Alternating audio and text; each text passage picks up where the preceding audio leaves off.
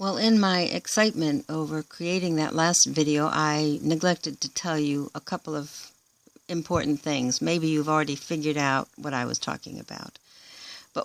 But before I start, this is an empty page. I'm going to go over to my rectangle and draw a rectangle. And that's how you start.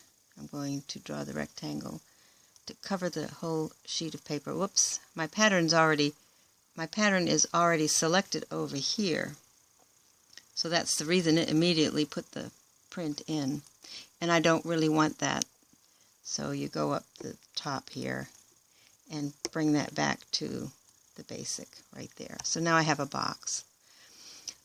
If I wanted to fill this page with washi tape, of course, most of you already know how to do that, but I will run that through. You just click that and you go fill page. Okay, now it did separate them and didn't quite fill the whole page as it turned out. Perhaps I don't have my page up at the top clearly identified. Well, I do, so I don't know why it didn't fill the whole page. At any rate, this is where we start. One of the things you'll notice is that if you run this through your printer, you'll have a red line, and I don't often want that red line because of the other colors. So I'm going to just change that red up here, go to the line tool, and change that to black. And that's my kind of default for this. Okay, now I'm ready to play with the patterns. So here's one. I'm going to select it. I'm going to go over. I'm going to select this, which gets my patterns. I could use the ones that came with the studio. I mean, I could very well easily do that. And then go down and have the same fun with the advanced options. And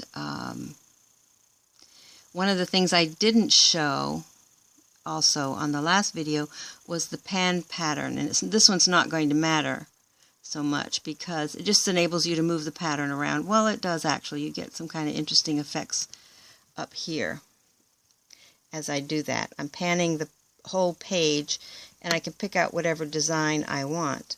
And, you know, you do have quite a few options in a geometric pattern like this, actually. So I'll just pick that one. Go back down here and hit my scale pattern, make that smaller or more, whatever. All right, and then with that same pattern being open, I will go up to my option up here and colorize it. Any color I want. See, it changes it. There you go, green, red, blue. And remember, if you like that, to hit the Apply Effects button. Then, of course, I can do other things, too. I can darken it. Gamma takes an image and kind of darkens it. And, of course, contrast, brightness, and saturation speak for itself. There you go. And so forth. And so forth. So what I would do with each one of these now, I'm going to go back to the one below, click the pattern, and I have all the ones that come with Silhouette Studio that I could play with, but let's go down and play with mine. And let's see, this one's a favorite of mine, and it's actually way too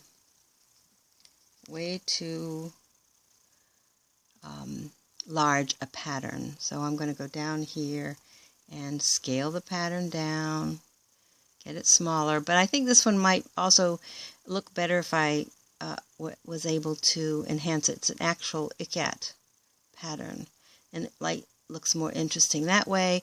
So if you only even had one pattern and you fill the sheet and used all the tools, almost each of the strips would look different.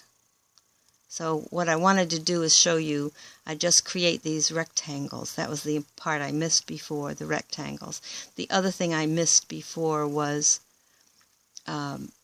panning a sheet, and I think I've covered that now, but I'm going to go back up here and do that. Go back up here. Let's see, this sheet has a bunch of different kinds of patterns on it. So if I go down here and pan the pattern, I get a little marker here, and I can actually figure out where I want it. You know, I could fix this particular point, and then also using the scale pattern, reduce the scale.